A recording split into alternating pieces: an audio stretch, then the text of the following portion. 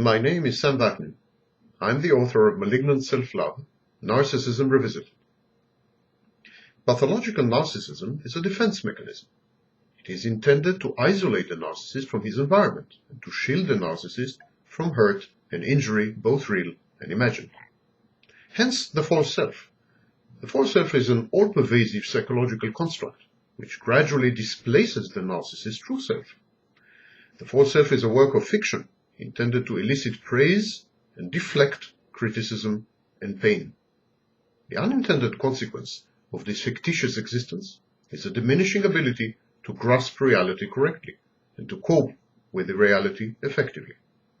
Narcissistic supply replaces genuine, veritable, and tested feedback. Analysis, disagreement, and uncomfortable facts are screened out. Layers of bias and prejudice distort the narcissist's experience and his cognition. Yet, deep inside, the narcissist is aware that his life is a sham, an artifact, a confabulation, a vulnerable cocoon. The world inexorably and repeatedly intrudes upon these ramshackle battlements, reminding the narcissist of the fantastic and feeble nature of his grandiosity and fantasies. This is the much-dreaded grandiosity gap.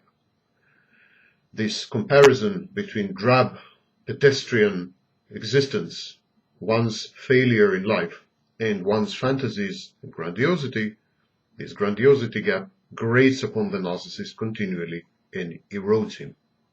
To avoid the agonizing realization of his failed, defeat-strewn biography, the narcissist resorts to reality substitutes. The dynamics is simple. As the narcissist grows older, his sources of supply become scarcer, and his grandiosity gap yawns wider. Mortified by the prospect of facing his actuality, the narcissist withdraws ever deeper into a dreamland of concocted accomplishments, feigned omnipotence and omniscience, and bratish entitlement. The narcissist's reality substitutes fulfill two functions. They help him rationally ignore painful realities with impunity, and they prefer an alternative universe in which the narcissist reigns supreme and emerges triumphant, always. The most common form of denial involves persecutory delusions. The narcissist perceives slights and insults where none were intended. He becomes subject to ideas of reference. He believes that people are gossiping about him, mocking him, prying into his affairs, cracking his email, hacking into his computer, and so on. He is convinced that he is the center of a malign and mal-intentioned attention. People are conspiring to humiliate him, punish him, abscond with his property, delude him, impoverish him, confine him physically or intellectually, censor him, impose on his time, force him to action or inaction, frighten him, coerce him, surround and besiege him, change his mind, part with his values, or even, in extreme cases, murder and assassinate him. The narcissist's paranoid narrative serves as an organizing principle. It structures the narcissist here and now and gives meaning to his life. The paranoid narrative aggrandizes the narcissist as worthy of being persecuted. The mere battle with his demons is an achievement not to be sniggered at. By overcoming his enemies, the narcissist emerges victorious, powerful, in other words, omnipotent.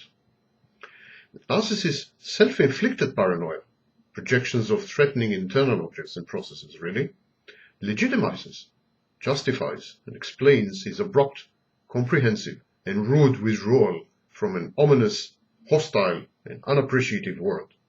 The narcissist's pronounced misanthropy, fortified by these oppressive thoughts, renders him a schizoid, devoid of all social contact except the most necessary.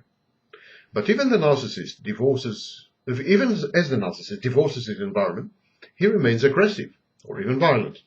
The final phase of narcissism involves verbal, psychological, situational, and mercifully more rarely physical abuse, directed at his foes and his inferiors, in other words, the entire world. It is the accumulation of a creeping mode of psychosis, the sad and unavoidable outcome of a choice made long ago to forego the real in favor of the surreal.